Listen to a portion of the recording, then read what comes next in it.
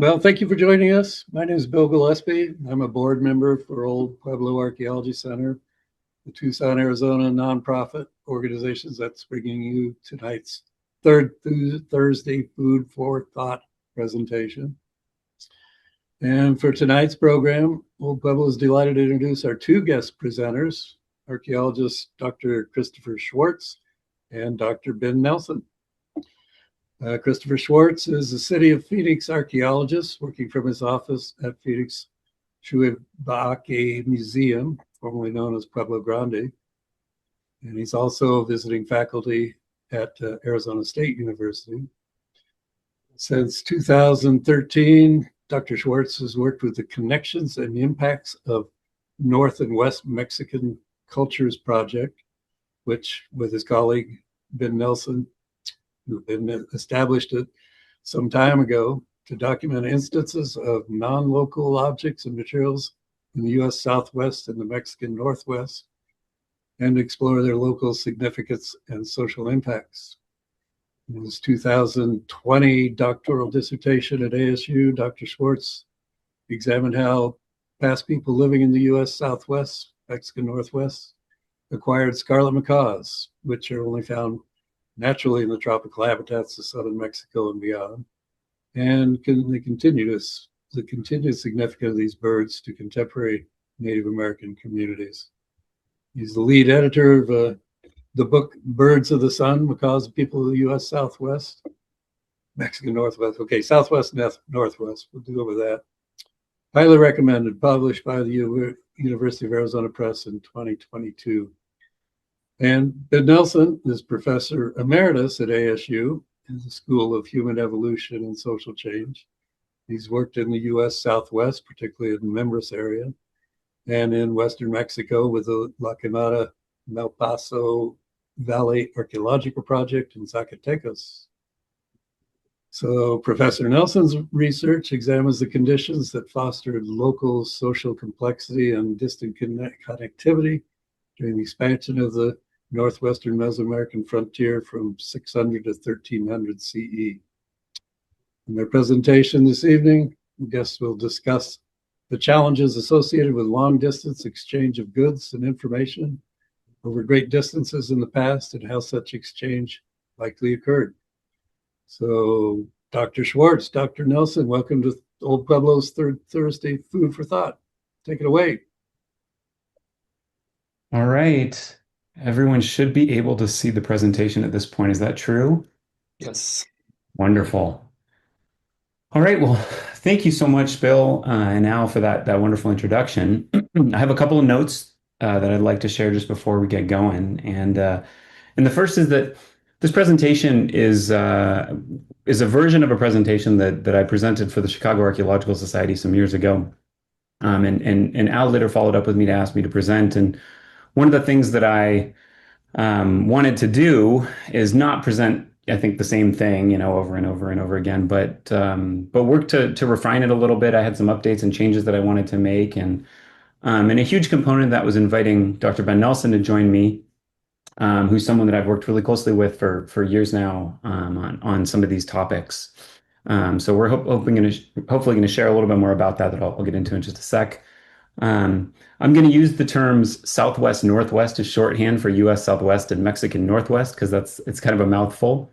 So if you hear that, that's what I'm referring to. And I've also included, I know that the Old Pueblo viewership includes a lot of folks who are archaeologists and folks who really understand the archaeology really well and will go back to the primary literature. So I have tried to include citations throughout the presentation. And I've put together a list, or basically a references cited for the presentation that I'm happy to share with Al for him to circulate, or we can circulate that to folks who are interested in learning more about the topic or diving into some of the literature that we reference here today. So the final housekeeping note is that dogs may bark in my background at some point when my partner comes home from work. So I apologize in advance. Don't panic. Everything's fine. They may just be a little bit loud for a second. And so getting into this a little bit, there are a couple of influences for this work. And the first one was I think this connections project that was referenced in the intro, and this is something that Ben has worked on for years before I met Ben, that he had been working on for years, and something that when I started as a graduate student at Arizona State University in 2013, we worked together to formalize and bring together students at Arizona State University as well as students from institutions in Mexico, along with our collaborator Jose Luis Punso, to really dive into these questions and to better understand some of the questions that we're going to present here in just a minute, as well as the distribution of some of these objects and materials that we are calling, for the purposes of the presentation, materials that became globalized and were moved over long distances.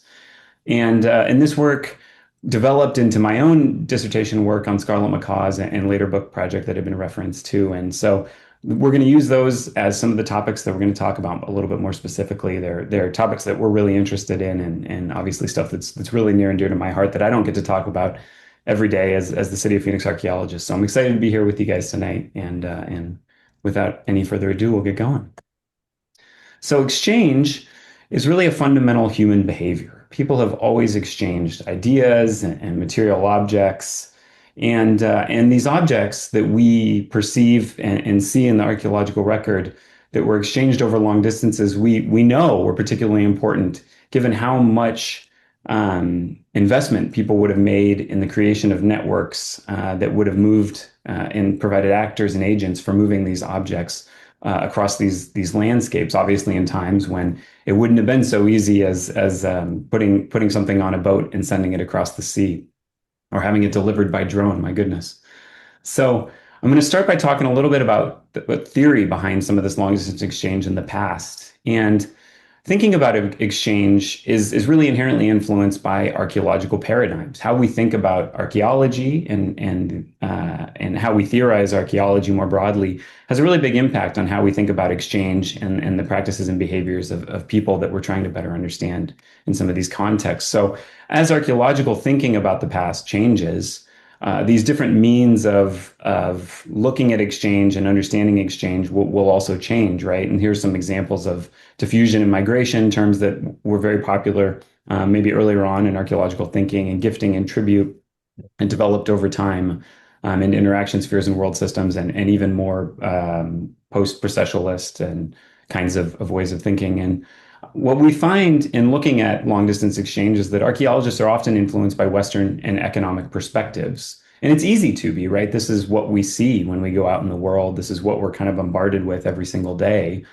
And but one of the things when you start digging into some of these objects and materials that we'll get into is that marketplaces and this down the line exchange and some of these more simplistic models that draw really explicitly on some of these economic perspectives really don't seem to hold up everywhere. And this is something we're increasingly finding as we're documenting more and more instances of some of these objects. And the agency of actors and traders, not just elites, but the people who actually did the moving of these objects and facilitated their trade and exchange, is really critical in understanding the processes of exchange and how objects move hands and how they become to be circulated on the landscape. And specifically, I know I've personally taken the perspective that materiality and a focus on the objects themselves can really help to understand all the characteristics that make these objects important, right? I think we can safely say that pre-Hispanic exchange was not motivated by maximizing value for shareholders, but by the importance of these objects and their significance to the people who are trading them. So getting into some of the research questions, right? We know that the distantly traded or transported objects can tell us a lot about people. And specifically, we're interested in the social, economic, and political conditions that motivated actors, right? What made people act in certain ways. And some recent studies have indicated associations with different kinds of social processes of aggregation, differentiation, and placemaking as well. And specifically, some of the questions that really underlie this work is how did acquiring and circulating these rare and non-local objects bring about authority and standing to people? And then how are these objects interpreted in their local contexts? So I'm going to start with a quick example. And I always, of course, like to talk about the place that I am on the ancestral lands of Otham and Pipash, and talk about the Phoenix Basin really quickly and the archaeological tradition known as Hohokam. And I think most folks viewing the presentation are probably pretty familiar with the archaeological tradition of the Hohokam. But if you're not, well, suffice it to say for this example that it was initially, I think, very interesting to people and archaeologists who are working in Phoenix and Tucson and even up into the Flagstaff area, because there was specific forms of material culture that were particularly well connected to Mesoamerica, right? Not just a material culture, but also ideas and architecture. And Randy McGuire and Elisa Villalpando described Hohokam as represented the northernmost extension, ways of life, beliefs, and aesthetics that were common to peoples living along the coast of what is today Western Mexico, right? So there's really, really close connections between some of the material culture and ideas and architecture seen in those areas. And this is an example of some of the quartered red on buff vessels that you can see in some of these areas. And the chronology in talking about the Hohokam actually is, I will say, heavily influenced by thinking about Mesoamerica specifically, right? We know that maize agriculture enters the Southwest. And then after that, Emil Haury, in defining the chronology for the Hohokam, actually went and used a Mesoamerican migration hypothesis that developed the period names that we see for the different periods of time. And this began with the pioneer period, where a pioneering group of Mesoamerican elites came into the Southwest, and then into the colonial period, where they established roots and settled a colony, centering in the Phoenix Basin and extending. The sedentary period, where that kind of extended and they really set roots and started to build these expansive irrigation systems that reached their largest extent, as well as a ball court regional system that expanded during this time. And then a classic period fluorescence, where people started living in platform mounds and around platform mound settlements, building adobe compounds, and some of those canal systems and irrigation system reached their largest extent. And we now know that this is a myth, right? That really what we're seeing is people who inhabited this region for a very, very long period of time, developing into this really expansive civilization and reorganizing over time. But those ideas really, really permeated that. And the first example we're going to get into today is actually taking a look at ball courts, right? And the ball game and its relationship to the Mesoamerican ball game. And this is an example of one of the smaller Snaketown ball courts from above. This photo was taken by Chris Lohendorf when we went out to visit Snaketown sometime around March, probably of last year. And you can actually see the major ball court over here out in the background. And the ball game has, for a long time, been really interesting to archaeologists trying to better understand these really long distance connections. It dates very early in the Maya region. It was played for thousands of years, and you see ball courts really all around in all parts of Mesoamerica. More than 2,300 documented ones spanning Mexico into Central America. And there's many versions. There's regional variations of the game, and even though we don't fully understand the game that was played, deep into the past, we do know some basic elements about it, and that it could vary over time. And we also know that there's a ritual and political focus to the game. It was the regeneration of life and the maintenance of the cosmic order, and we know this from looking at the Popol Vuh, the origin narrative of the Maya, that implicates the ball game as a contest between heroic mortals and underworld deities in the creation of the universe. And here are some examples. I always like to show good examples of some of these really iconic ball courts from different parts of Central America and Mexico. And you can see they have different styles as well, right? Some of them have those really sloped embankments versus really flat and vertically tall embankments, a hoop that people had to get through the ball through the hoop in order to score points and so on as they were playing the game. And many people probably also know that there are ball courts within the Hohokam region, right? And these date from the 800s to around 1100 and after that. And they really follow the distribution of the Hohokam regional system, as you can see here, extending into the Flagstaff area, as far as the Flagstaff area, and some of them are actually left off of this map here. But it does imply that there is a shared religious belief behind that game, and a basis for kind of social and economic interaction that was happening amongst people who may have understood themselves as being similar to one another.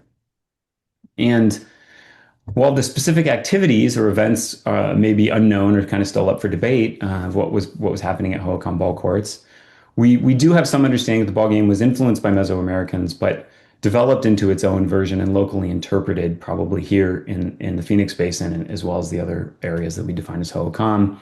And there were various theorized functions, right? It provided a formalized context for exchange between communities. It facilitated integration within and across communities where people could come together over a social event. It reinforced possibly social control of community leaders or groups of leaders who were coming together to organize these kinds of events. And it may also have been a reenactment of cosmology, like we see in Mesoamerica. And on the right side of the screen is an example of a rubber ball that was found near Toltec, Arizona. It dates between 900 and 1200, possibly used for playing of the ball game. Now, the characteristics of Hohokam ball courts are a little bit different from what you see in Mesoamerica, right? They're certainly less formal than in Mexico. They're typically earthen and not masonry, although I realize the irony of me showing a picture of Wapaki with a masonry reconstructed court here, although I don't know that that court is reconstructed with accuracy. It may have been reconstructed. It may have been earthen initially and not reconstructed in that way, but they're oval rather than eye-shaped, most notably. They have sizes that range from 50 to 80 feet and 100 to 200 at the largest extents. And there's about more than 200 known ball courts, with Wapaki perhaps being one of the farthest known in northern Arizona. So, what then does this example tell us about exchange and interaction, right? One of the things that we've learned through this is that, and through the work of Dave Abbott and colleagues, is that these ball courts were probably associated with peripheral markets.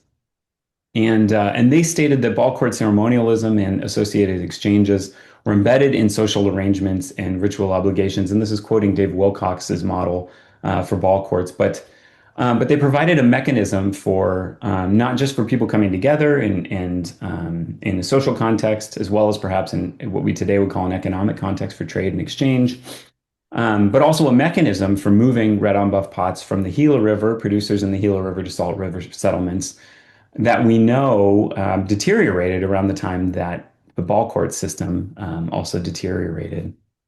And it's certainly other objects and materials would have been traded and around these events, but we have less physical evidence and less clear evidence, perhaps, of some of those other things.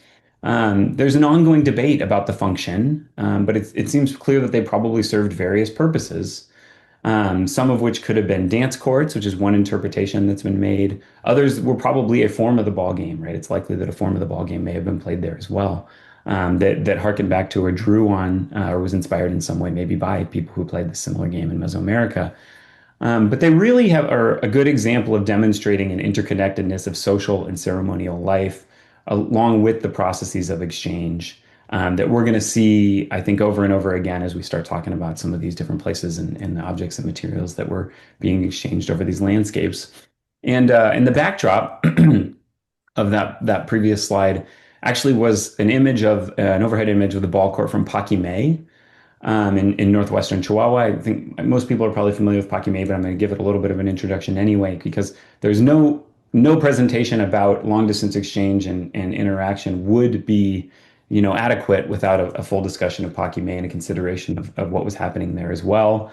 And this is an image of some of the macaw turkey pens that are seen in one of the major plazas at Paquimé that was actually taken at the last Southwest Symposium that took place out there. It was a wonderful event. I'm sure there's a bunch of people on, or some people on maybe that have been there as well. But for anyone who hasn't been to Paquimé, it is a 1,000 to 2,000 room Pueblo-style settlement in the Casas Grandes region of northwestern Chihuahua. And Paquimé is particularly important and interesting, I think, to archaeologists because of its merging of traditional Southwest and Mesoamerican architectural styles and material culture. And one big example was the ball court that we just looked at, that was a more traditional eye-shaped ball court, but with earthen embankments and certainly not necessarily like some of the ones that we'd seen before. Definitely has kind of that merging of different styles there. As well as the importation of or acquisition of objects and materials from across that appear across the Southwest, that also appear, in parts of Mesoamerica as well. It was long considered a regional exchange center. And I think more recently, some folks have called that into question and thought about it more as a ritual center that was out acquiring a lot of these objects and materials as part of a sacred landscape. So, but again, something that's still something that people are talking about and discussing actively. And Pakime is really incredible for various different reasons. But one of the things I want to highlight is this: there's a walk-in well underneath one of the plazas in one of the houses that was called the House of the Well at Pakime by De Peso, who Charles De Peso, who did the initial oversaw the initial excavations there. And this stairwell contained immense collections of rare and exotic materials not seen, throughout the Southwest Northwest. And this included hundreds of copper ornaments and turquoise pieces, millions of pieces of marine shells that are spread throughout the site, as well as an unprecedented macaw avicultural system with over 300 instances of scarlet macaws, another, 100 or so of indeterminate macaws that in our look at them have typically turned out to been scarlet macaws, as well as over 80 military macaws, which I'll talk a little bit about as we get further on. And then this walk-in well stairwell had some really incredible, turquoise encrusted shells that you can see in the top left part of the screen, and other objects, a copper axe head that's really unlike any that have been found in throughout the Southwest Northwest, and copper plating and copper bells and some really, really, really interesting objects that are unique to the site of Pakime. So one of the big questions that archaeologists have had is, how did these objects get to Pakime, and what happened to them after they did? What was their significance to the people who were living there? And we know, along these lines, we know that objects circulated between these regions, but how did they move? What networks circulated these rare and non-local objects?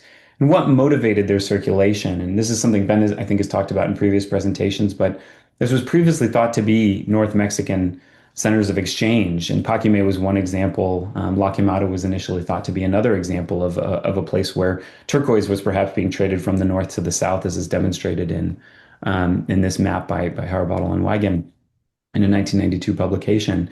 But what we found over time is that there's really little evidence for exchange of rare non-local objects elsewhere in North Mexico.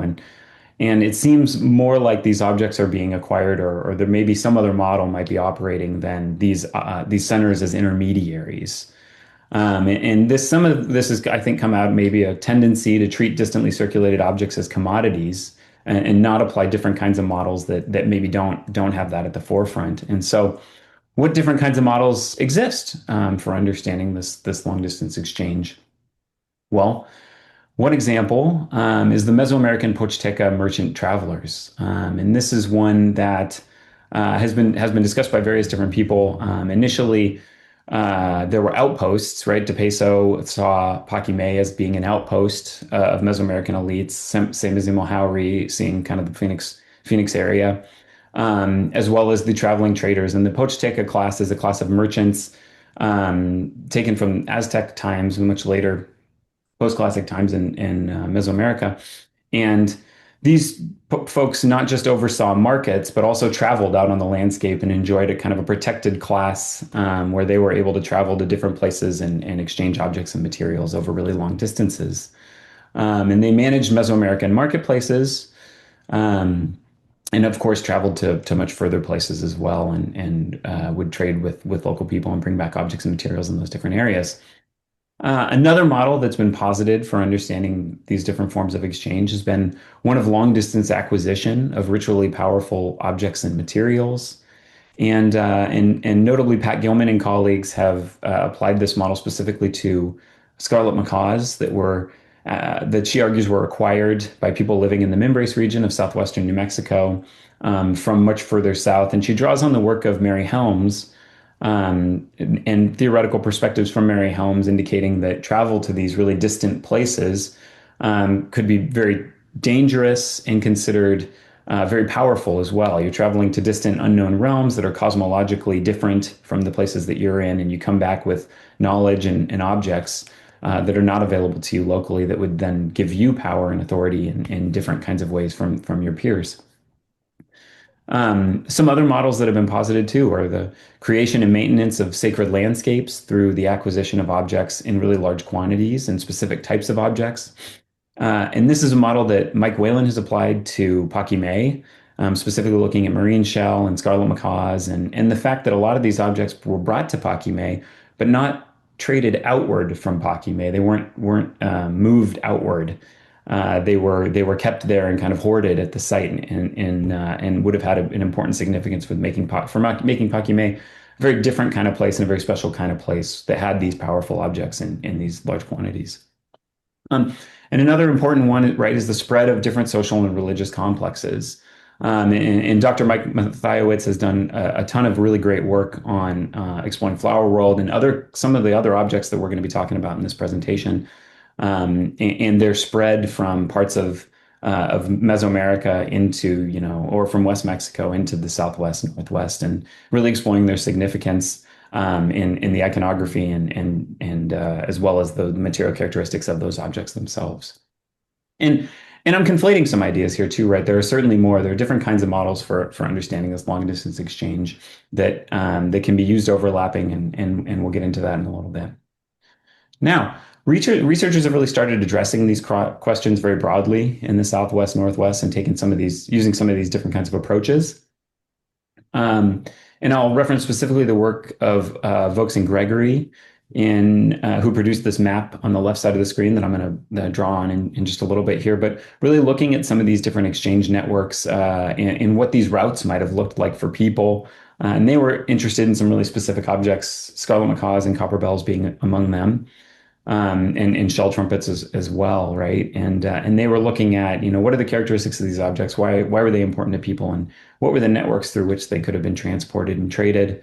And Barbara Mills and others have, especially in association with the Cyber Southwest project, have started applying social network analysis to decorated ceramics and obsidian and the instances of these different kinds of objects in different places, and looking at the networks that people maintained living in different parts of the Southwest over really broad time spans, and have gotten those down to smaller intervals. And this work also, I think, has really been an important lens into understanding how people were connected, who people were connected to at different times, and how those connections changed over time. And you can see some of the examples of those different time spans in the bottom right portion of the screen. And the Connections project that Ben and I have worked on is really trying to do all of these things at once sometimes too. But specifically, we're looking at documenting the instances of a specific set of really widely circulated objects, not just the instances, but the contexts, the characteristics of the objects themselves, how they appear, what forms they take, and of course where they're found, not just within a site, but also within at different sites and in relation to different sites, right? And the objects and materials that we look at include, I'm going to go counterclockwise here, start in the top left, but cacao and the cylindrical vessels for the consumption of the chocolate drink made using cacao. These are, of course, linked to the Maya region, as well as West Mexico, that we know from the work of Dr. Mathiowicz. We've also been documenting stone pallets in the Hohokam region specifically, and I have some examples here from Shidug Muval Vaki, or formerly known as Mesa Grande, in Phoenix, as well as Sudovaki, formerly known as Pueblo Grande. And these are, I think, not maybe as explicitly, but linked to things like snuff trays in South America and pallet-like stone tablets that are also observed in parts of West Mexico. We've also looked into copper objects, and specifically copper bells that span throughout Mesoamerica and the Southwest Northwest, likely produced in parts of West Mexico as well. And you can see some of the variation that is seen in those copper bells. And we've done some work along with some colleagues that have also worked on the Connections project, looking at the networks that those objects, those copper bells specifically, create when you're looking at different forms and the sites that they've been found at, as well as blue-green stones and turquoise found throughout the Southwest Northwest, which for a long time had been thought to have been traded south to Mesoamerica, until some of the recent compositional studies by Alison Thibodeau and others have indicated really more local origins for people procuring them from even parts of Mexico as well as parts of the Southwest, and probably using them a little bit more locally than folks had initially thought. But it doesn't stop there. We're also interested in tropical birds, including scarlet macaws, military macaws, and thick-billed parrots that are endemic to different parts of western and eastern Mexico. Scarlet macaws being western, eastern Mexico, Central and South America. Military macaws being western Mexico. Thick-billed parrots also being endemic to West Mexico and ranging up into the southern Southwest, Northwest and their significance to people over very broad um, distances, and we'll get into that in just a minute.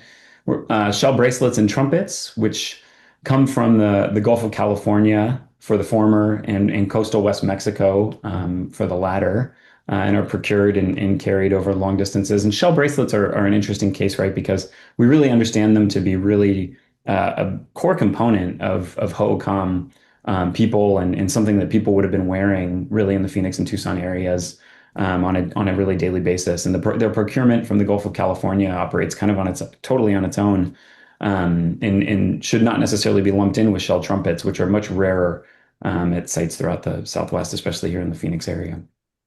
And then iron pyrite mirrors as well that are found in the Hohokam area and elsewhere, but also in central parts of Mesoamerica, Maya region, where they're worn on the back, chest, and in headdresses, and or used for reflections. And these are associated with elite status and deities and in different times and places as well. And I want to also note that it's not just these objects, right? There are distantly circulated ideas, cosmological concepts such as the feathered and horned serpent motif that we see over and over in different times and places, depictions of the hero twins as well. Another thing that Pat Gilman has really talked a lot about, specifically in reference to the procurement and acquisition of macaws by members' people. As well as flower world iconography that we see in different parts of the Southwest, and has been laid out not just by Hayes Gilpin and Hill, but also by Mike Mathiewicz. And then there's other objects too, right? And I love to reference this great paper looking at fish that were depicted on the Mimbres Classic period pottery, many of which actually come from the Gulf of California and specifically the region around Guaymas. And so fish were another thing that maybe we don't think of every day as being transported over long distances, but people who were producing pots in the Mimbres region had seen and perhaps experienced fish from this area.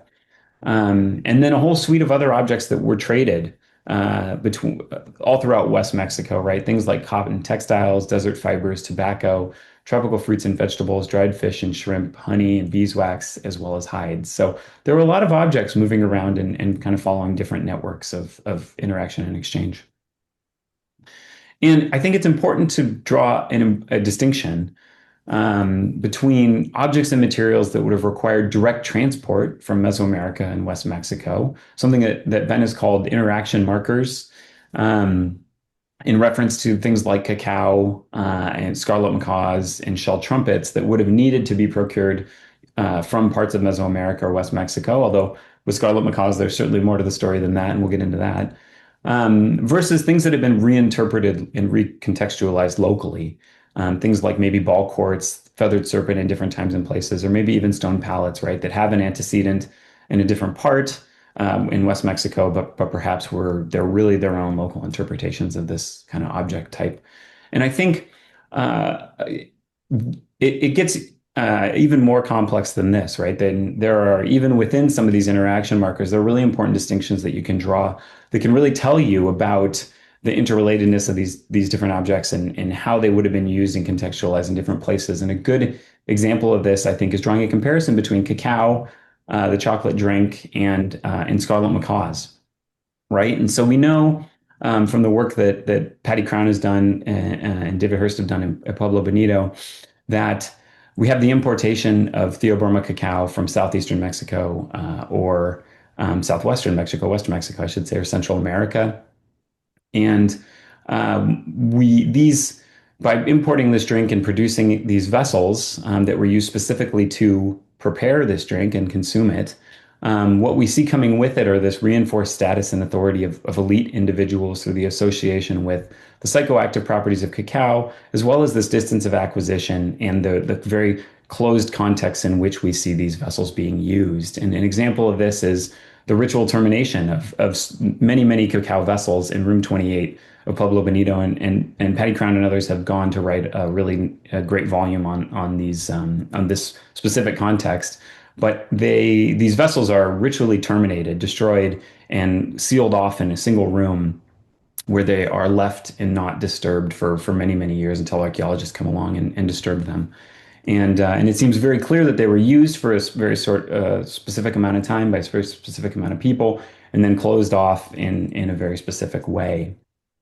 And more recently, more work has been done looking at the evidence of cacao cultivation and use in West Mexico. And despite these great distances, cacao in cylindrical jars were adopted as part of this ritual suite of practices, which really began in the Maya region, moved westward, and then up north into the southwest, westward to West Mexico, I should say, and then moved up north into the southwest and northwest. And what we see in these different times and places is the adoption of the complex that's associated with the ritual beverage, its consumption in specific ways, as shown by these cylindrical vessels, as well as the status and hierarchy symbols that really come along with it, and the people who are able to consume it in that way. Now, this draws somewhat of a contrast with scarlet macaws, right? And we have in Mesoamerica, scarlet macaws, for example, which are limited to the area that you can see. Their endemic range is as you can see in the background, native to parts of eastern and southern Mexico, and then into Central America and South America. But they have many ritual associations. We see them associated with sun, fire, elites, and rulership. We see instances of scarlet macaws in Mesoamerica in dedicatory offerings at Copan, Tenochtitlan. One macaw bone found at Jaltocan in the central basin of Mexico, northern basin of Mexico.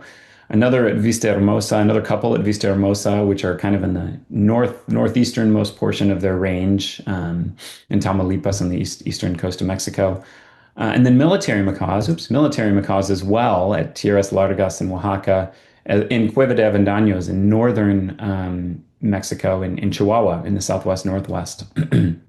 So, but there are very few instances of these scarlet macaws seen throughout Mesoamerica, at least in these dedicatory offerings or buried with skeletal elements present. We do see representations of scarlet macaws more widespread. We see shaft tomb figurines from Colima, Michoacan, and Jalisco. We see stone sculptures in Copan, also central Mexico, and then mural paintings at Teotihuacan that may reference scarlet macaws as well. They appear in the ethnohistories and the codices. So we know that they were important important cosmologically and mythically in association with the sun, and materially in the use of feathers as symbols. And you can see some of their feathers over here on the right side of the screen in the Matricula de Tributos. And they're again depicted in claystone and ceramic iconography, but the actual evidence of macabre burials is incredibly sparse. We just really don't see them buried in that way. And this contrasts really remarkably with what we see in the southwest northwest, where more than 700 total instances of scarlet macaws have been found from throughout the region over a time period that spans from 500, 600, all the way to around 1400. Right. And you can see here, this is also taken from Vaux and Gregory, but it shows the distribution of these birds, the networks they may have followed with the distribution of these birds between pre-1250, we'll say, and then post-1250, right? So, and they kind of change locations as different centers rise and fall. One of the things we see on the left side of the screen in the pre-1250 times is that they really seem to be concentrated at some select sites and in select regions. In relatively high quantities as well. And then over time, they become much more spread out in central and southern Arizona, with the exception, of course, of Paquimé, a post-1250 site that had, over 500 birds. So what we see with scarlet macaws in the southwest northwest is that there's really not that clear complex of ideas or practices, but a broad similarity of cosmological expressions. And even the context in which we see these birds do not seem to be similar over broad timescales, right? And they're really buried in different ways. Sometimes you get really fragmentary remains. Sometimes you get whole birds. Whole birds tend to preserve better in certain places, and sometimes people buried whole birds all together in groups as well. Versus, in later times in southern Arizona, especially, they're really distributed in very small numbers throughout the region. So, and even more importantly, perhaps, is that Mesoamerican practices associated with scarlet macaws were really not widely adopted in the southwest northwest. and vice versa. We don't see necessarily the same cosmological expressions or associations that we see in parts of Mesoamerica in the Southwest as well. And I'll get into what some of those are in just a little bit here. And one of the other things that's really become apparent through some of the ancient DNA work that's been happening is that the genetic similarity of not just the Chaco and Mimbre scarlet macaws, but other birds found, scarlet macaws from southern Arizona, suggests a founding population of birds, and perhaps a breeding center from which these birds were procured and bred over a really, really long time span. And we actually see that some of these birds were born and lived as early as the 700s, 800s, are part of that same founding population as birds that died in the 1200s and 1300s.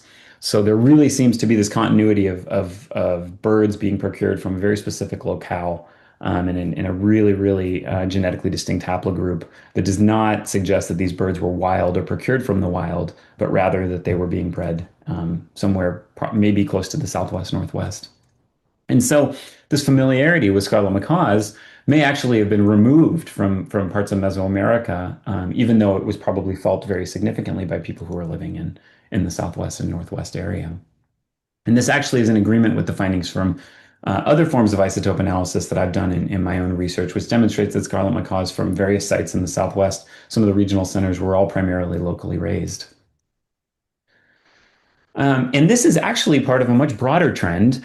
I don't know if folks have been following, but scarlet macaws have actually been in the news recently, once again, the archaeological news. But we know from a study in 2021 that macaws were transported from the Amazonian rainforests to the Atacama Desert in Chile. And the feathers specifically were what were most important to people, which is something that I've kind of glossed over, but also would have been transported throughout large parts of both Mesoamerica and the Southwest. But these were markers of social, religious, and political status. And these birds appear mummified, arranged in different positions and buried in these different positions in such a way that it's clear that great care was taken with their burial. And more recently, there was a study just published, I think maybe 2 weeks ago, looking at some pre-Inca trade routes that spanned the Andes that brought parrot feathers from the mountaintops and the other sides of even the continent all the way over to the coast, the coastline. And the ancient DNA that was examined as part of this indicates the presence of scarlet macaw feathers, as well as a wild origin for these birds. So they're haplogroups that are consistent with wild procurement or bringing the birds from the wild, but carbon and nitrogen isotopes that indicated the birds were consuming a coastal diet. And it's even more specific than that, right? A diet that had both C4 plants, probably maize, most probably maize, that possibly may have been fertilized by seabird guano specific to those coastal areas. And the authors have argued that this may indicate a capture and transport model, which brought the birds to the coast prior to their death. And the conclusion was further supported by a lack of bird keeping evidence at the site that they were looking at, Pachacamac, which suggests some of these really extensive trade routes that they modeled here, using least cost paths and other forms of spatial modeling to really see what their extent is and where these birds might have been come from, or at least been transported over long distances. So getting back to the Southwest Northwest, scarlet macaws in the Southwest Northwest, we talked a little bit about their significance in Mesoamerica, but in the Southwest Northwest, what we find is that they're really central to some of the traditional histories and clan migrations at Hopi, Zuni, and Acoma, as well as the oral histories and songs amongst O'odham in their ancestral homelands in southern Arizona. And you have the presence of macaw and parrot clans at many pueblos in the northern Southwest. We have the presence of scarlet macaws and their feathers observed in southern Arizona, as well as the pueblos in northern Arizona between 1700 and 1900. And these feathers were essential elements of dances, ceremonies, attire, prayer sticks, and other kinds of things that people were doing, oftentimes ceremonially important things that people were doing. And what we find in looking at Octavius Ciotawa's work on this, as a Zuni traditional knowledge keeper, is that macaws are to be treated as relatives of the family upon death. They're really closely important and tied to families, Zuni families, and not just Zuni families, but that is one specific example. And were very important for people given the same treatment as humans upon death and cared for in that way. And that's something I've found. Their significance is something that I've found to be consistent throughout the Southwest while working in different places, whether it's with the folks at the Hopi Cultural Resource Advisory Team or here in the Phoenix Basin with the descendant communities here, Salt River, Maricopa, Pima Maricopa Indian community, and the Gila River Indian community. So their significance is really, there's a familiarity amongst these birds that's really tied to the presence of these birds in prehistoric times, pre-Hispanic times. So to tie this up, there's a lot of ideas being presented, but to tie this up in some broader conclusions, right? One of the things we're consistently finding is that no single model really explains all exchange, right? What we find are these various and overlapping models that have many different aspects to them. And really what we see is a need for some broad and multi-scalar approaches, things like network analyses, but also things like looking at the context that these objects and materials are found in and trying to even map them spatially and if you're using network approaches, but also spatial based approaches, right? Least cost distance and things like that that can be used to understand how what the routes might have been in between them. And then, like the models, rare and non-local objects likely did not serve a singular or an economic purpose. And there's documentation of spatial locations and the context of objects is really critical, but it's something that can be exceptionally challenging. And so to kind of close this up, I'm going to pass this over to Ben Nelson, who's going to provide an example of copper rings in Mesoamerica that we've recently learned some interesting information about that helps to kind of tie this or close these loops in some interesting ways. Thank you, Chris. Yeah, before we start with exactly what I'm going to say, I wanted to say that I'm delighted to have everyone's attention on this topic of connections between northern Mexico and the U.S. Southwest. It's been an interest from way back in Southwest archaeology, where I was originally trained before I went off to Mexico to find out about those connections.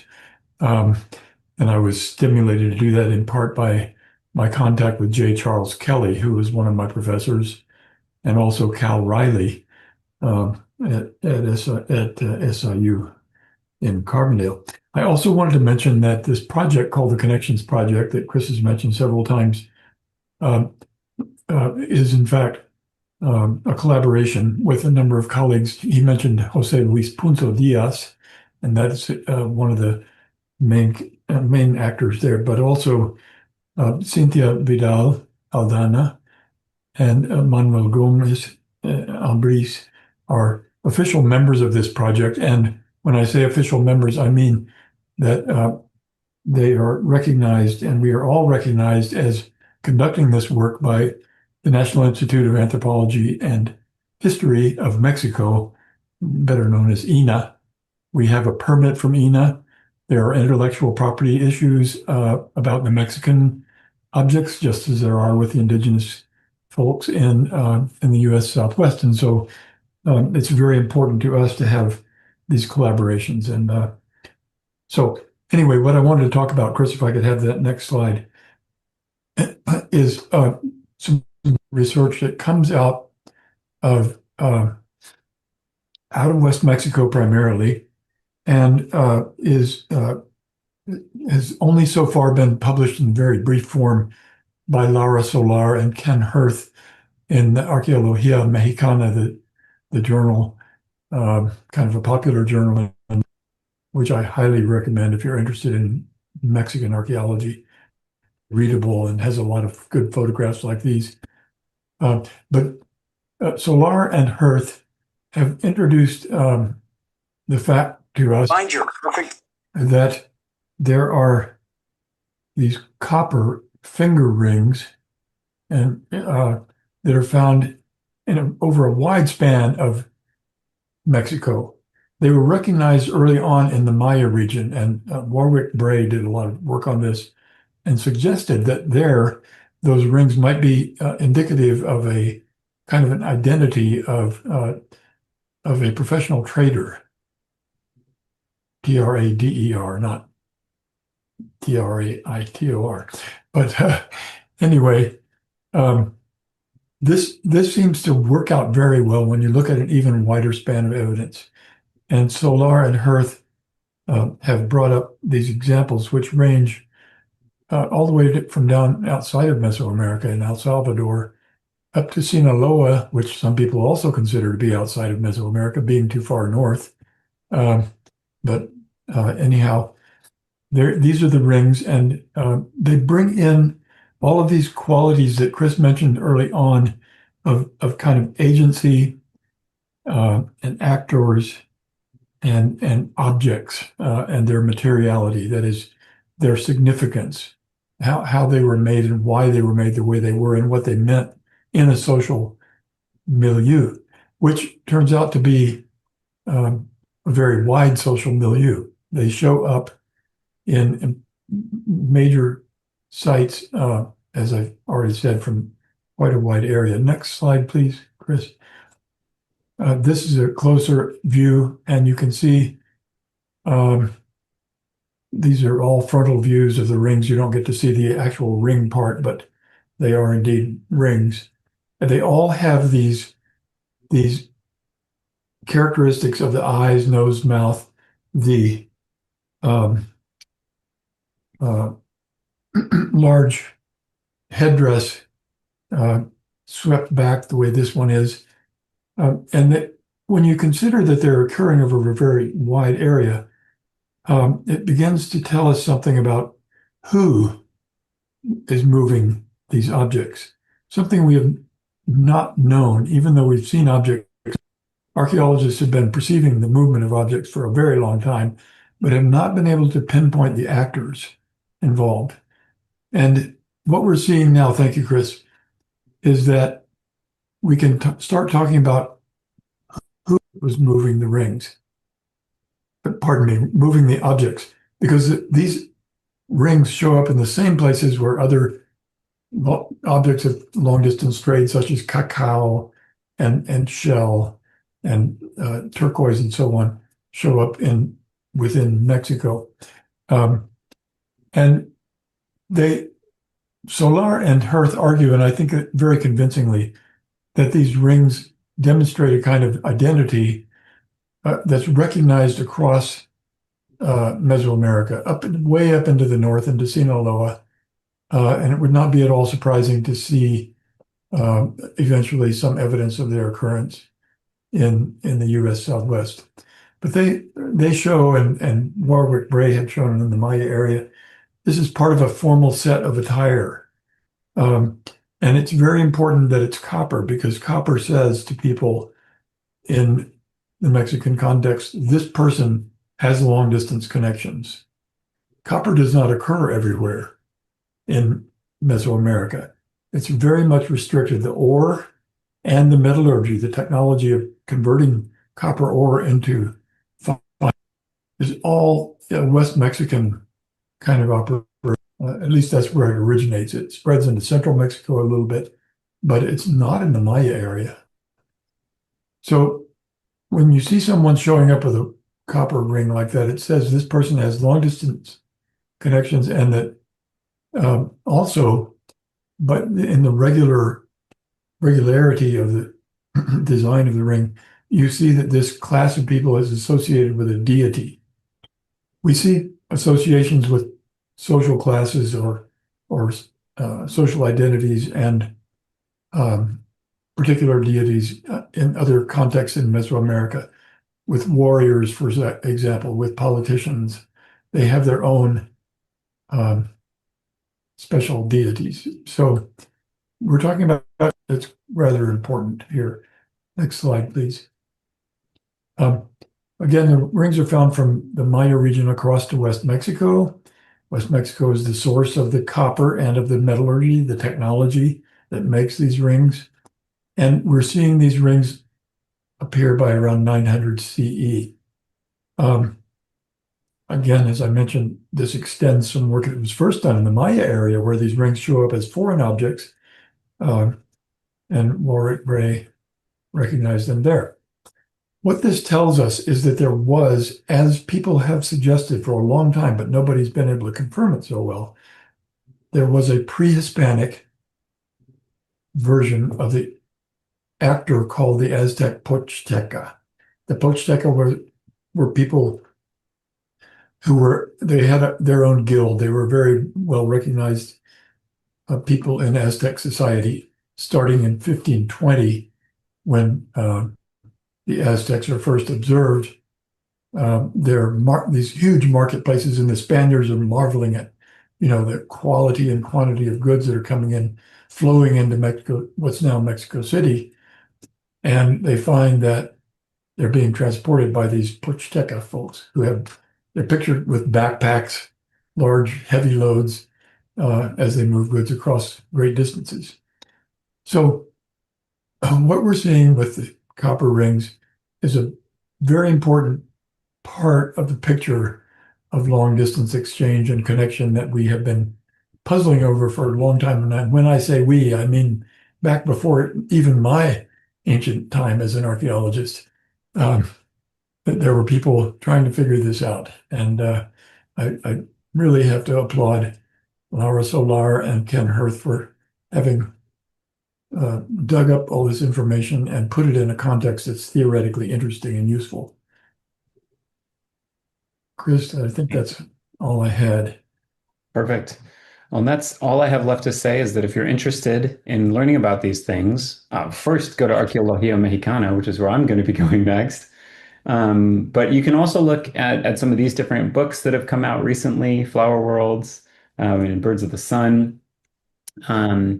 And you also like to acknowledge the many people who've been a part of this, and Ben referenced also not just the folks we've worked with on the Connections Project, Jose Luis Punzo Diaz, Cynthia Vidal, Manuel Gomez, but Brooke Huntoft has worked with us, and Jose Luis also has a series of students who've worked on this project as well.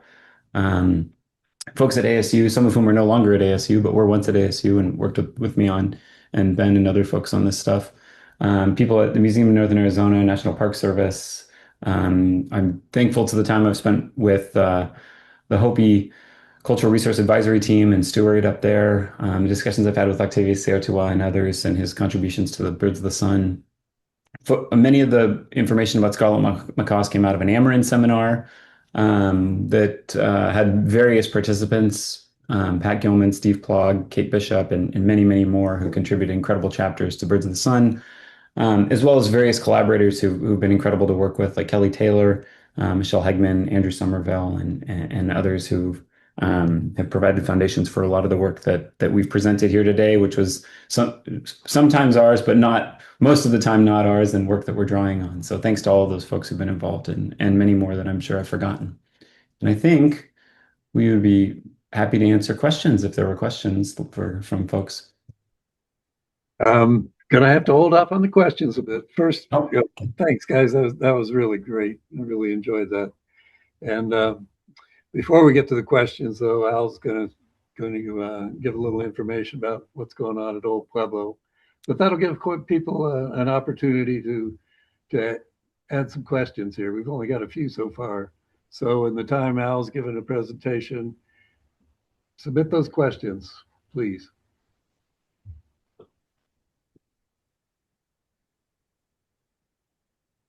If I can go to full screen here. Mm-hmm. I'm having difficulty doing that. Hang on. There we go. You see there, Old Pueblo Archaeology Center's mission. We are a nonprofit organization set up to do archaeological, historical, and cultural research, primarily focused on the southwestern U.S. We also consider northern Mexico, which you can judge that from our presentation tonight. But I want to just show some of the things that we do to implement our mission. We offer educational tours to archaeological and cultural sites. These are 3 we have scheduled coming up. The one tomorrow, March 20th, is already filled. We do have one coming up in June on some of the historic buildings down in downtown Tucson, the Sonoran-style row houses, and some ancestral Hopi objects at the Tucson Museum of Art, which is right next to and part of these buildings. And then we're taking off for the summer pretty much because of the heat. But in October, I'll be leading a tour to the Umawash Hohokam Village site and the Bahorkazageti Ranch archaeological sites in Marana, Arizona. We're going to be scheduling quite a few more tours after that and into the winter. We offer classes and workshops on archaeology. The next one we have coming up is one on the Mogollon culture of the U.S. Southwest, which starts in May. These are on Wednesday evenings, 2 hours per evening for 14 weeks.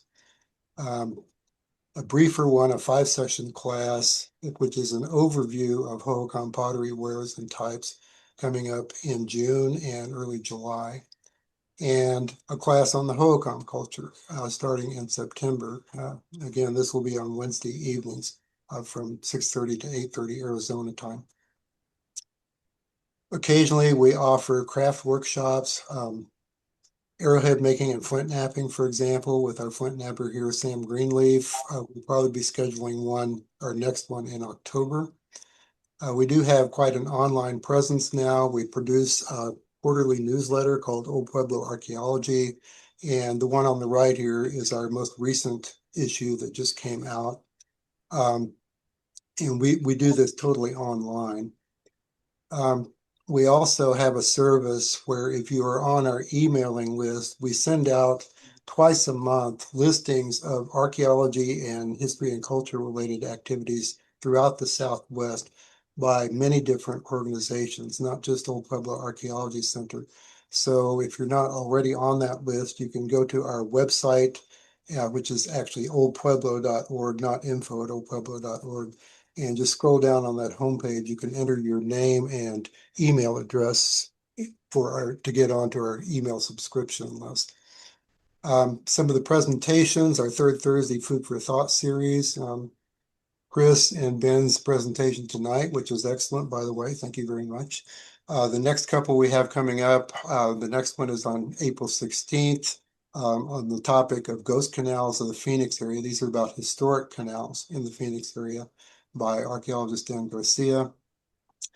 And on May 14th, we have an encore presentation by archaeologist Ken Fetter about exposing frauds and busting myths and solving mysteries in the Southwest. He did a presentation for us last May that was really interesting and a lot of fun. So this one should be even more so.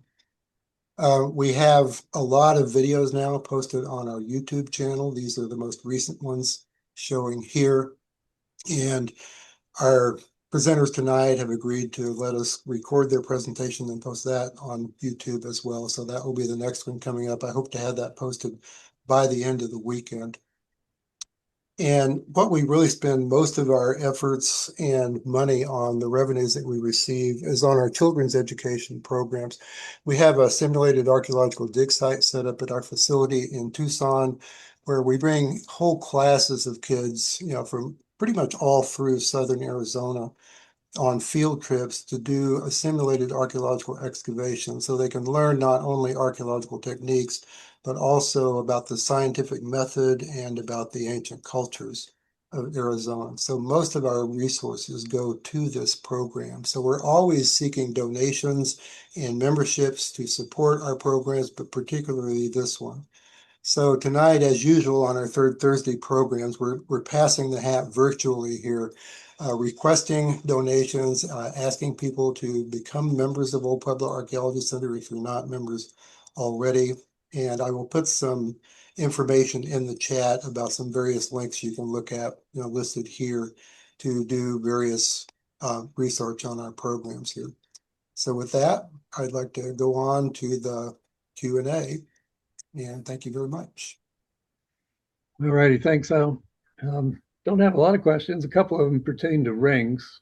One is, have any of the rings been found in the southwest part of their Chaco, Mimbres, or Hohokam? And the other one, are any of the rings adjustable? And specific sizes, were they specific sizes built to be adjustable? Well, to date, there have been no finds of these rings in the Southwest per se. Sinaloa is the next state south of Sonora in Mexico, and that is the northernmost state in Mexico where they've been found. So, but as with many things the picture changes as new excavations are done, and whether one of these will show up in the Southwest remains to be seen. As to their size, I had the same question.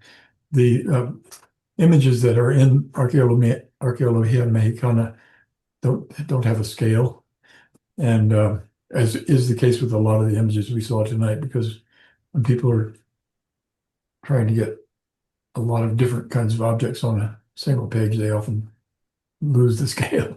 But my impression is that they're large enough to cover the first phalanx of the middle of the ring, what we call the ring finger. It's because it's a long phalanx, um, and I'm sure they're adjustable to the extent that you can bend, raw copper pretty easily. Um, there's a lot of things we would like to know more about along those lines. For example, are they really copper or are they brass? Many of the things that are called copper bells are actually copper tin alloys, so they're technically brass. And that's probably the case with these rings, but we don't know that yet. So, a lot to learn. Good questions. Another question that somebody thinks might be offbeat a little bit, but yeah, so are there any good alternatives for U.S. Southwest, Mexico Northwest, Southwest Northwest that convey the idea in fewer words or awkwardness? Yeah, I think we demonstrated the awkwardness, or I did anyway. But it's been kicking around for a long time.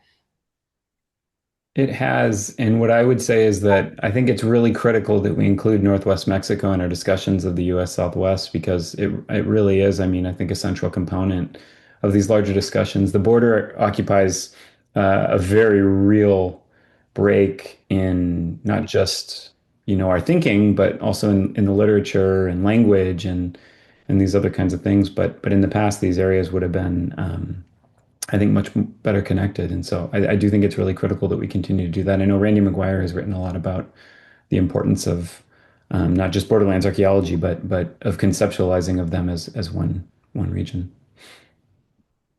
I'll say in the literature, written literature, it's gotten quite a bit less awkward with people just writing SW/NW. Yeah. Makes it a lot easier reading. Yeah. Another good question here. Can you explain more of what you mean by Mesoamerican practices with scarlet macaws not being widely adopted in the Southwest? Yeah, of course. And what I mean by that is that you don't see, well, I guess you don't see throughout the Southwest, you see people burying scarlet macaws. I think one of the biggest practices adopted with them is their burial. You're keeping the physical bird itself and depositing it in the ground in very specific ways. And that practice is not something that's widely seen in Mesoamerica. It's quite rare actually, and only in very rare dedicatory offerings or a handful of other rare contexts do we actually see macaws physically buried in the ground. Macaws would have been more freely available to people living in parts of Mesoamerica. And so there may be it may be that's, you don't need to because you see them all the time. But even that distinction, I think, is very different from people living in the Southwest Northwest who would not have seen them all the time necessarily or had easy access to them. Um, and so this tradition of burying them in very specific ways and if we take seriously what Octavius has said about this, that they should be treated like members of the family, is perhaps something that's getting into a realm perhaps that's different. But when you're that far removed from their natural habitat, it's very interesting that people feel that they're that important. They're one of the only amongst the Hopi and Zuni only non-local animals to have I think the only non-local animal to have a clan named after them. So their significance is kind of taken on in these ways that are somewhat Southwest and Northwest specific, but also not necessarily seen replicated in other parts of Mesoamerica. Even their depictions are somewhat different. I mean, you do see pottery and ceramic vessels and things like that. Their associations are slightly different, right? They're almost universally associated with the direction south. in the southwest and northwest, which is, of course, not surprising given that their natural habitat is located to the south, or what would have been seen as the south. And that's not necessarily true throughout Mesoamerica as well. Um, Fire, they're really closely associated with fire throughout different parts of Mesoamerica, and the sun. So there's some overlap, they're closely associated with the sun and the color red and some things like that. But it's really this practice of keeping the birds and then depositing those birds at within the houses, or rooms, or the sites that exist within the Southwest and Northwest, whether they're village sites or great houses or different kinds of places. It was really critical that people kept the birds and then deposited them in the ground in those places, sometimes alongside humans. Yeah, that's really interesting. Mhm. I'm surprised to find out, reading your book, that how few macaw skeletal remains are known from Mexico. It's amazing. It's really surprising, yeah. And I think Ben and Jose Luis Punzo Diaz kind of spearheaded a chapter that looked at this specific thing, and that's in the book. And I have it on the list of references too. That's a great reference for a much larger discussion of that. Yeah. Well, I don't see it. Oh, there is another question. Let me see.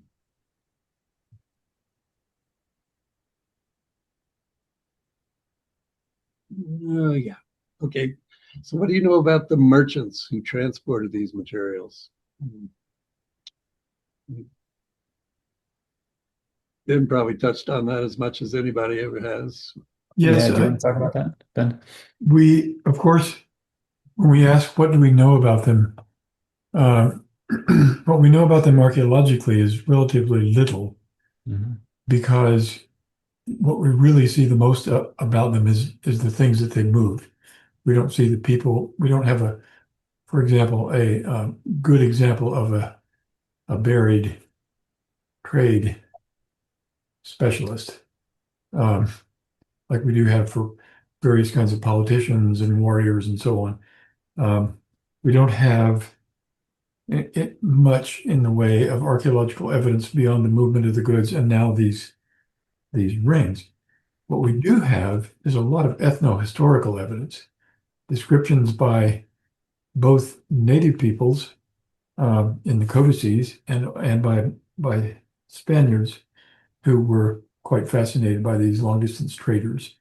And what they say is that in Aztec times, so we're again going back to yeah, the 1520s, and when we talk about the Aztecs, we can see that their society formed in the around 1345 is when it really took shape as we know it later on. And so maybe in those 200 years, we can speak with some confidence about the existence of a group of people that were called Pochteca, and they had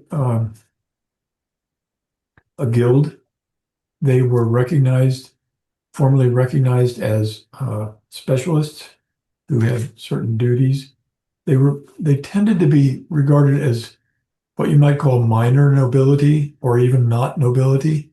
That is, they were not part of the ruling class, but they were up there socially in terms of being specialists who trafficked in valued goods and also had knowledge and familiarity with distant places, which in itself is a thing that is valued in many societies and certainly was by the Aztec, because the Aztecs were uh, perpetually interested in extending their realm to include more and more distant places. And so we know that they were of not really the highest of social status, but certainly important people, and that they traveled carrying goods, returning back to central Mexico at least, and probably all over what we think of today as Mesoamerica and extending into the Southwest, carrying things which were of value. One of the things that we don't know that would be really interesting to know is, were they also technological specialists? That is, did they make some of these objects? And in particular, the copper objects that show up in places like Paquimé Casas Grandes. They're very specially made objects. Some of them are incredibly fine filigree and other kinds of techniques where they had to know a lot about what they were doing. Were the people that brought the objects also the people who made those things, or was that yet another kind of specialist? And if it was a different specialist, were they in Paquimé and these other places where we find copper, for example, and the other move around? The people who manipulated those goods, were they rooted in local economies, or were they bringing stuff from afar? That's something we don't know yet, and we don't know much about it actually for the Aztecs either. So a lot of missing data. Well, that's a lot of information you gave there. That's great to know what you're thinking and what other people are thinking. I appreciate both of you guys giving a lot of thoughtful answers to the few questions we had. But I don't see any more questions, so I think we'll wrap it up. So on behalf of the Old Pueblo Archaeology Center, I'd like to thank our guest speakers for sharing with us this evening, and thank all of you in the audience for being with us tonight. And I ask you to please consider making a donation to support Old Pueblo's efforts to educate children and adults about archaeology, history, cultures, including through programs such as this one. So thank you all. Good night. Thank you, Chris. Thank you, guys. Ben. Thank you all. Thank you all for attending.